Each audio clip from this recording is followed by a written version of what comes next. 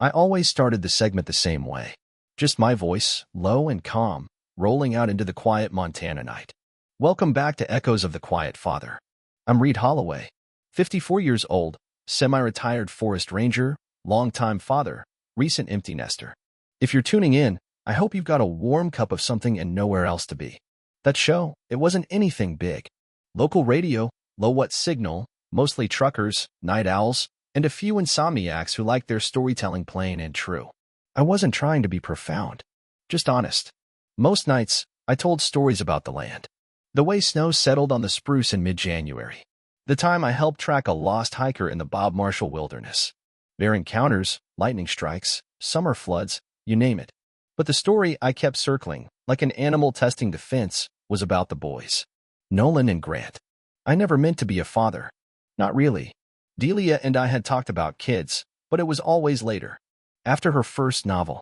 After I got transferred to a different station. After the house was finished. Later kept stretching, until it snapped. She left when Nolan was 5 and Grant was 3. I came home one day and found a note on the kitchen table, next to the boys' cereal bowls. Reid, I love them. I do. But I'm not cut out for this. I thought I could be a mother. I can't. Don't try to find me. No explanation. No goodbye. The county said they were technically foster kids now, even though she was their birth mother and I was just the step. No legal claim. No blood. Just 10,000 moments that bonded us more than DNA ever could. I'd been there since Nolan's first ER visit for a busted chin, and every night since Grant could string together 2 sentences. So I fought. I signed every damn paper, sat through interviews, inspections, evaluations. They poked through my fridge, checked my smoke detectors, asked if I had any violent tendencies. I showed them a life built on rhythm and responsibility. I cleared deadfall. I maintain fire breaks. I don't scare easy, I told the social worker. If those boys are scared right now, I want them to come home. They did. After 4 months in the system, they came back to my cabin in the woods. That was 17 years ago. I still remember the first night they were back, how Nolan curled into the far corner of the couch and asked, "Do we have to leave again?" And how Grant, silent as a fox, took off his shoes at the door without being told. That was the moment I knew. I wasn't a foster parent. I wasn't a stepdad. I was just Dad. People didn't get it. A single man, no biological tie, raising 2 boys in the backwoods of Montana. But it worked. We made it work. I wasn't rich. God knows, I wasn't even comfortable most years. But I gave them what I had: structure, patience, and space to grow. I showed them how to chop wood, track animals, start a fire without matches. I cooked on the same old propane stove, read to them from library books, patched every scraped knee with the same care I gave a broken trail sign. And they thrived. Or at least, I thought they did. Sometimes I look back and wonder, if they had known how much wasn't legally mine, would they have trusted me less? If they had known Delia was alive, just absent, would they have gone looking? I don't know. All I know is, I stayed. She didn't. And I raised them like they were mine because they were. And now, sitting behind this microphone in a dark cabin, with the forest outside and static in my headphones, I keep wondering if love is enough. If love can hold a family together when blood and paperwork fall short. But I'll get to that. One story at a time. Back when the boys were still little, I worked what folks around here called the ranger's shift, sun up to whenever it got dark enough that even the bears went quiet. My job wasn't glamorous. Mostly it was clearing brush, maintaining trails, hauling gear out to backcountry cabins, and prepping for the next wildfire season. Come July, I was knee-deep in controlled burns and mosquito bites. Come January, I was busting ice off remote trailheads and repairing washed-out bridges with a frozen hammer. It was hard work. Long, sometimes lonely. But it gave me purpose. And it gave Nolan and Grant something most kids don't grow up with any more: quiet stability. I never upgraded my life. Same cabin, same stovepipe chimney, same '88 Ford pickup that coughed like an old dog in winter. My boots had been resoled 3 times, and the wood stove was patched with fireproof tape. Every time I had a little extra saved, I'd ask myself the same thing. What do the boys need? When they were younger, that answer was simple. Clothes that fit. Food that filled them up. Toys, sometimes, though not the fancy ones. I made most of those myself. Whittled a whole fleet of wooden trucks for Grant one winter. Built Nolan a rubber band-powered glider that actually got airborne for 20 seconds. They never asked for much. Maybe they understood early on what things cost. Or maybe they just knew not to ask. But I made it my job to give them more than just enough. I homeschooled them for 2 years when we had a bad stretch, school bus routes got slashed, and I wasn't about to let them walk 6 miles through mountain snow. I taught them algebra by carving numbers into bark. We did biology out in the field, real biology, not some textbook nonsense. I remember watching Grant dissect a trout with surgical focus while Nolan sketched the bones of a pine marten weed found frozen near the shed. They were bright. So bright it scared me sometimes. Smarter than I'd ever been, even with all the manuals and ranger trainings I'd stuffed into my brain over the years. When they hit middle school, I knew I couldn't give them everything they needed academically. So I made a choice. I sold off one of my boundary parcels, 2 acres near the old fence line, and put that money in a locked account. I used it to get them into a boarding school in Missoula. It wasn't fancy, but it was focused. Tech prep, they called it. Project-based learning, real-world applications. It wasn't cheap. Every extra shift I could pick up, I did. I did trail inspections through holidays. Worked New Year's Eve monitoring avalanche risks. I repaired old bridges on weekends. I spent 3 summers stringing barbed wire along cattle lands for extra cash. I even took up part-time snow plowing in town during the worst winters. But I never once considered keeping that money for myself. By senior year, Nolan was knee-deep in engineering classes, built his own drone, rigged with thermal cameras, and gave me a demo out by the lake.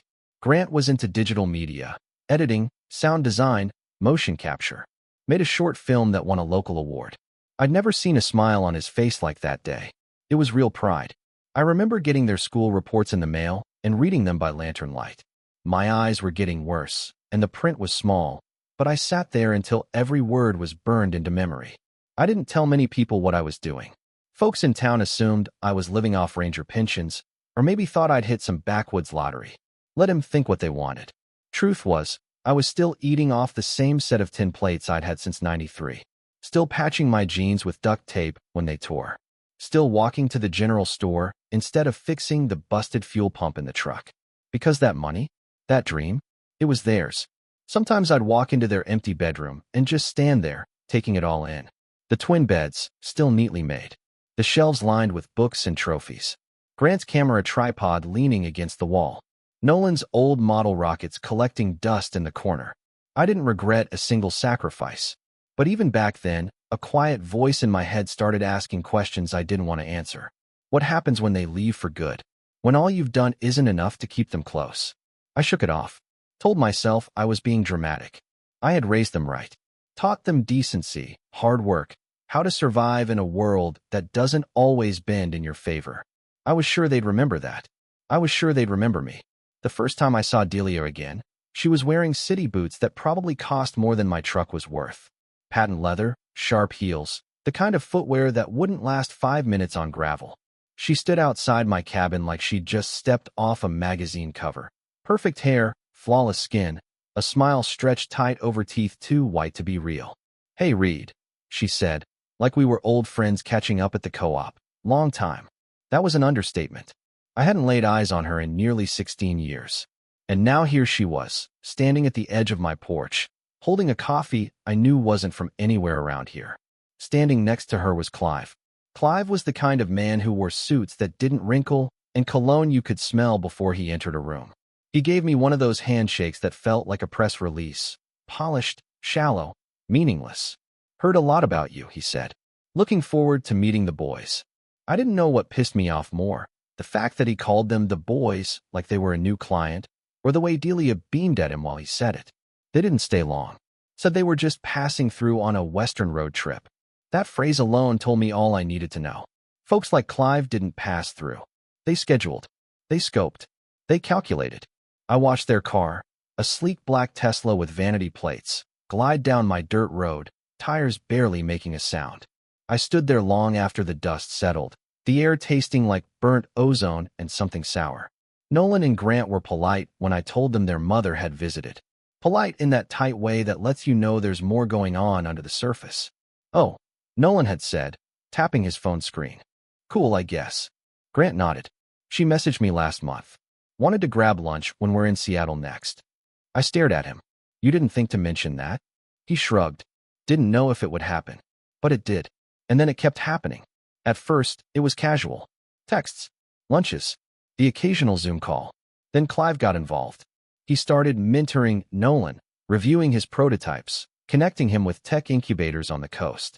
He invited Grant to cocktail events for media startups, told him about narrative branding and cross-platform monetization.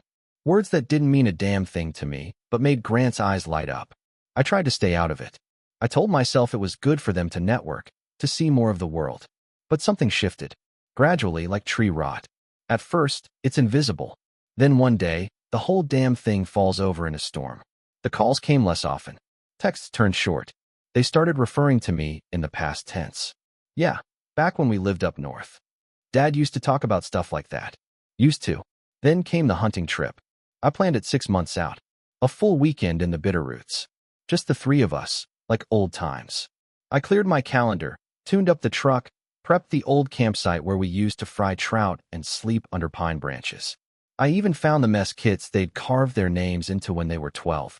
3 days before we were supposed to leave, Nolan called. "Hey, Dad," he said, voice rushed. "So, this is awkward, but I can't make it. Clive got me into this tech summit down in LA. Pretty big deal." I waited. Nothing came. "Grant still going?" I asked. Nolan hesitated. Actually, he's flying out too. Got invited to this pitch dinner for a short film grant." Clive pulled some strings. "Right," I said. Of course he did. I hung up before I said something I'd regret. Then I drove down to the lake anyway. Sat at the edge of the fire pit alone, drinking black coffee from a chipped tin mug, watching the water shimmer like broken glass. That night, I left their mess kits behind. Just buried them under the coals, like a time capsule no one was coming back to claim. They were drifting. No, being pulled. Into a world that looked shinier, faster, easier. Clive's world. And me? I was just the old man in the woods. The prequel. The before shot. Part of me wanted to scream. The other part just sat there in the quiet, listening to the sound of something old and heavy breaking, slow and steady. Like a log finally splitting in half. The call came on a Tuesday evening, just after I'd finished splitting kindling behind the cabin. My back was aching, hands stiff, but there was a calm that comes with a job finished right. I had just sat down with a thermos of leftover stew when my phone buzzed on the counter. "Nolan." I smiled without thinking, hit the green button. "Hey, son." "Dad." His voice was tight. Not rushed, not casual. Tight like a rope holding something heavy. "What's going on?" There was a long pause. I could hear him breathe, one of those slow inhales that told me he didn't want to say what he was about to say. "I talked to Mom today. And Clive was there." I didn't respond. I just waited. She brought up something weird. About the adoption. About how there might have been some irregularities. I blinked. Irregularities. Yeah. Like, some paperwork maybe wasn't filed right. Clive said he's seen it happen before. Outdated protocols, rural filings, whatever. He said he could help us look into it. Just to be safe. My jaw clenched so hard it ached. "You think your adoption wasn't legal?" "I didn't say that," Nolan replied quickly. "It's just, Clive offered to sponsor a legal inquiry. A review. And maybe, depending on what turns up, we'd look into, I don't know, adult readoption, for inheritance stuff. Trust structuring." I laughed. Not loud. Just short and flat. "Is that what this is about? Inheritance?" "It's not like that," he said, already defensive. "It's just, look, it's complicated now. Clive and Mom want to make sure everything's buttoned up. He's got lawyers." "Oh, I'm sure he does." That night, I didn't sleep. I got up before dawn and pulled down the steel lockbox from the closet shelf. Inside were the original court filings, county certifications, social worker notes, the sealed adoption confirmation. Signed, notarized, recorded. All of it. I ran my hand over the cover of the manila envelope like it was sacred. Because to me it was. I didn't call them. Didn't text. I waited until their next visit, 2 weeks later. They were driving through on their way to some event in Bozeman. Said they could swing by for lunch. They showed up in a rental car. Something sleek, foreign. They both wore tailored coats, smart boots. City kids now. I didn't bother with stew or sandwiches. I just set the envelope on the table between us. "What's this?" Grant asked, brow furrowed. "The records," I said. "Everything. Adoption filings, background checks, fitness reports. All of it. You want to know if I was your legal father? There it is." They opened it. Flipped through pages. Grant skimmed quickly. Nolan was more careful, reading, nodding slightly, his face unreadable. But then he leaned back, eyes on the ceiling. Clive said digital validation has evolved a lot. That rural filings from the early 2000s can have gaps. They're certified documents, I said, trying to keep my voice steady. Signed by a judge. You think I forged that? At age 37? Just to keep two scared boys in a log cabin. I didn't say that, he muttered. Then what are you saying? Nolan rubbed his hands together, not meeting my eyes. Clive just wants everything clean. If we're going to inherit through their foundation eventually, it needs to be formalized. Formalized? I repeated. You want a new certificate? A new dad? They both flinched. That was the first time Grant looked up. It's not about replacing you, he said. It's about structure. I stood there, arms folded across my chest, watching the two boys I raised, who I taught to whittle, to set a compass, to follow moss when they were lost, talk about me like a technicality. Like a temp job they forgot to clock out of. You know what I remember? I said finally, voice low. That day they gave me custody. After the fourth inspection, you were both asleep in the back seat, and the social worker handed me the final signed order. I parked in the ranger station lot, didn't even take the keys out. Just sat there and cried. Neither of them said anything. Not because I was scared. Not because it was hard. But because I'd never been that proud in my whole damn life. I tapped the envelope. But if you want a new name on your paperwork, go ahead. Print it up. Frame it. Maybe he'll even hang it on the yacht. They didn't reply. They just packed up the envelope and left. I stood in the doorway long after the car disappeared into the trees. And that's when I knew. It wasn't just Clive's influence. It wasn't even about Delia. It was the moment they chose convenience over truth. They chose him. I didn't wait long. That same night, I opened my laptop, an old, dented thing with a cracked touchpad, and logged into the bank accounts I'd kept for their college expenses. 2 savings funds. One for Nolan's engineering tools and travel, another for Grant's editing equipment, software subscriptions, and apartment stipend in Spokane. I stared at those balances for a long time. Then I clicked the Close Account button. The confirmation screen asked, "Are you sure?" I was. The next stop was the credit union, where I had co-signed a lease for Grant's off-campus apartment. I walked in wearing my work jacket, still smelling like pine and diesel.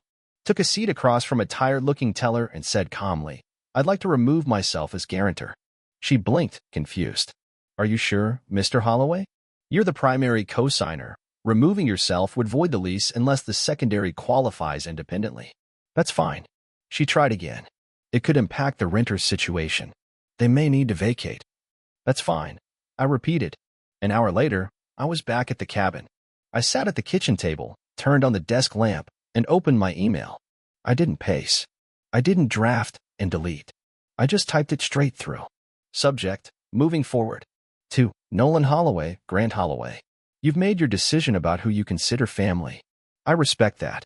As such, I will no longer be subsidizing your adult lives. This includes supplemental education funds, technical tools and equipment support, lease co-signing or rent assistance, personal insurance I've covered quietly for years. Effective immediately, those resources are withdrawn. You're grown men now. I trust you'll navigate your chosen paths accordingly. Dad. I read it twice before hitting send. Then I went into our old shared folders, where we kept family photos, scanned transcripts, budgeting spreadsheets, even that silly recipe Grant loved for skillet cornbread, and I deleted myself from all of them. Revoked access, removed permissions, shut down the shared drive. I closed my laptop and sat in the dark. No tears. No anger. Just stillness. It was the kind of quiet that didn't soothe, it echoed. 2 days passed before Nolan texted. Just 2 words. "Seriously, Dad?" I didn't answer. A few hours later, Grant called. I watched his name light up the screen, vibrating across the table. I let it ring. I knew if I heard his voice, if I heard even a crack of hesitation, I'd cave. But I didn't. I turned off the phone and walked outside. It was cold. Bitter, with that early spring wind that slips under your collar like a warning. I splitwood until my arms burned. Until I stopped thinking. Until I stopped wondering if they were talking about me in some polished office over coffee, deciding whether it was worth it to fix things with the man who once taught them how to sharpen a knife and clean a fish. They hadn't chosen cruelty. Not exactly. They'd chosen something shinier. Something easier to explain at parties and fundraisers. Something with fewer dents and muddy boots. And I'd chosen silence. Because sometimes, the only way to say enough is to say nothing at all. It was late summer when the whispers started trickling back to me. I wasn't looking for them. They came the way wind comes through the trees, quiet at first, then hard to ignore. A guy I used to supervise at the station called me one morning about a damaged footbridge. After we handled the logistics, he paused. "Hey, you still talk to your boys much?" I hesitated. "Not lately." He cleared his throat. Ran into Nolan's friend. Said Clive's venture fund. Kinda went sideways. Sideways. Tank job. Biotech project fell apart. Some lawsuit. Investors bailed. Whole thing collapsed in like 2 weeks. I thanked him and hung up. That night, I sat outside by the fire pit with a mug of strong coffee and stared up at the stars. I thought about the man who once stood in my kitchen and told me with a perfectly capped smile that he could open doors for my boys. Turns out those doors led to nothing. Over the next few weeks, more pieces surfaced. A contact from Grant's media program emailed me, asking if I'd still be sponsoring his Adobe license. I replied politely, "No, he's managing that independently now." A ranger's wife, whose niece had interned at the same startup Nolan joined, mentioned the company had folded without notice. No severance. Just a password-locked office and an email bounce back. They all thought Clive was brilliant, she said. Guess brilliance doesn't keep the lights on. I didn't ask for details. I didn't need to. I saw enough in the silence that followed. Weeks passed with no outreach. No apologies. No reckoning. Just a ripple, a soft one. Then nothing. Then, out of the blue, a text from Grant. "Hey, thinking of you. Hope you're good." No punctuation. No question mark. Like he was testing the water with his toe. The next day, I got a voicemail from Nolan. Hey, just wanted to check in. Been a weird stretch. Hope everything's good out there." They didn't mention Clive. Or Delia. Or anything real. And I didn't reply. Not because I was angry. That had passed. Not because I wanted them to suffer. I didn't. But because I finally understood something I hadn't been able to admit to myself before. They didn't come back because they missed me. They came back because the world they traded me for stopped paying out. They'd bet on flash, on promises wrapped in velvet, and lost. Now they were circling the old homestead like prodigal sons hoping the porch light was still on. But the light was off. And I was sitting in the dark by choice. It wasn't revenge. It wasn't cruelty. It was peace. The kind that comes when you finally stop reaching toward people who've already let go. It was just past 6 on a misty October morning when I heard tires crunching up the gravel drive. The sky was still pink and gray, and I hadn't yet poured my first cup of coffee. I stepped out onto the porch, half expecting a delivery truck or maybe the neighbor's grandkid turning around in the wrong driveway. But it was them. Nolan climbed out of the passenger side first, looking older somehow. Thinner, unshaven, shoulders hunched under a hoodie I didn't recognize. Grant followed, slower, carrying a worn duffel bag and wearing a sweatshirt I remembered giving him 6 years ago. It still had a grease stain on the sleeve from when we changed the transmission fluid in the old Ford. They stood at the bottom of the steps for a long second, like they weren't sure if they should come any closer. Then Nolan cleared his throat. "Can we talk, Dad?" The way he said Dad, like he didn't feel sure of the word anymore, hit me harder than I expected. I didn't speak. Just stepped aside and pushed the door open. They came in quiet. Sat on the same old couch, like kids again. I stayed standing. I didn't offer coffee. Didn't make small talk. "You've got 10 minutes, I said. Grant nodded, rubbing his hands together like he was trying to warm them. We messed up. I know you know that. Things got out of hand fast." Nolan looked down at the floor. Clive's fund fell apart. He stopped returning calls. He's not who we thought he was." I said nothing. "And Mom," Grant shook his head. "She spiraled. Moved back to Oregon. Got into some, alternative healing stuff. It's messy." They looked so different in the soft light filtering through the window. Not polished. Not dressed for a boardroom or film premiere. Just human. Tired. Humbled. "I think we wanted so badly to believe we could have both," Nolan said. "The future and the foundation. The career and the dad who taught us how to make a fire from nothing. You didn't want both," I said. "You wanted a shortcut." They flinched, but didn't argue. Grant's voice cracked. "I knew better, Dad. I did. I knew you were the one who was always there. You showed up. Every single time. And I threw that away over a couple of shiny dinners and the promise of some studio connection that doesn't even exist anymore." He looked up, eyes red-rimmed. "I'm sorry." Nolan nodded. "Me too." The room was silent except for the clock ticking on the mantel. I studied them both. They looked like boys again, sitting there in my living room, unsure if they still belonged. I didn't raise you to chase flash, I said. I raised you to recognize what's real. What's earned. I know, Nolan whispered. Grant leaned forward, elbows on knees, voice breaking. We thought we were building something.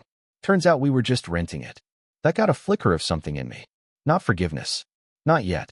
But recognition. Pain makes you say a lot of stupid things. Makes you believe strangers who offer you polished words and perfect plans. But the kind of regret I saw in their eyes now, that couldn't be faked. They didn't ask for money. They didn't ask to move back in. They didn't even ask for forgiveness. They just came back.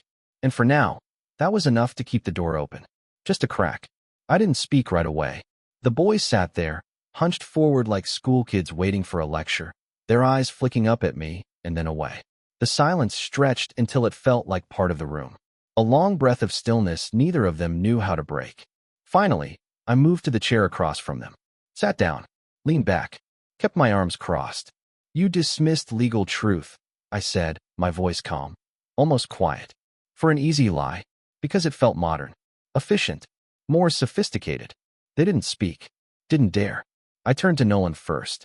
You said maybe I forged something, that our adoption might have been a procedural hiccup, like the years I spent fighting for you could be filed under miscellaneous errors. Nolan swallowed hard. I didn't mean. You did, I cut in. You meant it enough to say it. You meant it enough to let Clive run a so-called review. You meant it enough to question whether I belonged in the family I built from scratch. I turned to Grant. And you? You let it slide. You let your mother's new husband, a man who didn't even know your shoe size, hand you a plate and call it a future. You went to his dinners, took his invitations, smiled for his cameras, all while pretending I was just some chapter you could edit out. His eyes filled, but I didn't stop. You bailed on the hunting trip. You ignored my calls. You said nothing when Clive called my life unscalable. You know what that word means, Grant? He nodded, barely. It means not worth expanding, not worth investing in, not worth keeping. I let that sit. Then I stood and walked over to the fireplace, pulled the old tin box from the shelf, same one I kept their baby teeth in, the notes from kindergarten, the birthday cards they made with construction paper and crooked hearts. I placed it on the table. This, I said, is what I kept when your mother left. This is what I protected when the state told me you weren't mine. And this, I tapped the box lid, is what you walked away from without even blinking. Nolan's face crumpled, but I wasn't done. You don't get to discard a man and then return because the shine wore off somewhere else. You don't get to downgrade me when it's convenient and upgrade me when it's cold outside. I stepped back, arms at my sides now. You aren't my sons anymore. They looked up in unison, as if they'd heard wrong. You decided that. I continued, my voice even. The day you chose them. The day you measured your fatherhood in assets and access and legacy plans. The day you turned my love into a line item. I never stopped loving you, Grant whispered. That's the easy part, I replied. Love's cheap if it doesn't cost you anything. Respect? That's where the price comes due. Nolan stood up slowly. We came here to apologize. And I listened, I said. I gave you that. But an apology doesn't build back a bridge. It just acknowledges the wreckage. They didn't argue. Not this time. I watched as they slowly made their way to the door. Grant hesitated, turned around. Is there any way back? From the edge? I asked. Sometimes. But not when you jumped. They left quietly, pulling the door shut behind them. And this time, I didn't wait at the window to watch them go. Because I knew. Some things, once broken, aren't meant to be mended. They're meant to be remembered. A year later, the rhythm of my days felt smooth again. No noise. No drama. Just the sounds I'd always trusted. Wind through the trees, the soft creak of the porch swing, the steady click of my boots across gravel as I walked the property line. Peace didn't come loud. It arrived quietly, like the first snow, gentle at first, then all at once. I hadn't heard from Nolan or Grant since that morning they left. They took my final words seriously, and I didn't blame them. Truth, when it finally lands, doesn't always invite a response. Sometimes it just settles in the air like dust. My mornings started the same as they always had. Coffee, firewood, check the weather. I still managed a few ranger contracts here and there, off-season reports, backcountry inspections, wildlife tagging. Not for the money. just to keep the muscles working and the silence honest. Evenings were for Echoes of the Quiet Father. The segment was still running. Still aired Thursdays and Sundays after the farm report. A small audience, maybe a dozen regulars, but I didn't care about numbers. I just spoke. Sometimes I told stories about the park. Sometimes I read letters I'd written but never sent. Sometimes I just sat there, mic live, letting the stillness bleed into the signal. Listeners said it calmed them. One woman called in last winter and said my voice helped her fall asleep after her husband passed. Another said it made the drive home from the mill feel less lonely. Funny how a life full of silence can still reach people. One night, near the anniversary of their visit, I closed out the broadcast with something simple. People think peace is about forgiveness, I said. But peace, it's about knowing who you are when no one's watching. It's about building a life that doesn't require an audience. Just honesty. Just roots. I paused. Let the static fill the space for a moment. My sons chose their path. I chose mine. That chapter is over. Click. I shut off the mic. That night, I walked down to the lake with a flashlight. Same one I'd used when the boys were young and afraid of the dark. I sat at the water's edge and let the cold seep into my bones. No regrets. No bitterness. Just clarity. They had gone. And I had stayed. And sometimes, that's the story. Not a reunion. Not a reconciliation. Just a man, alone in the woods, finally at peace with the silence that always loved him better than people ever did.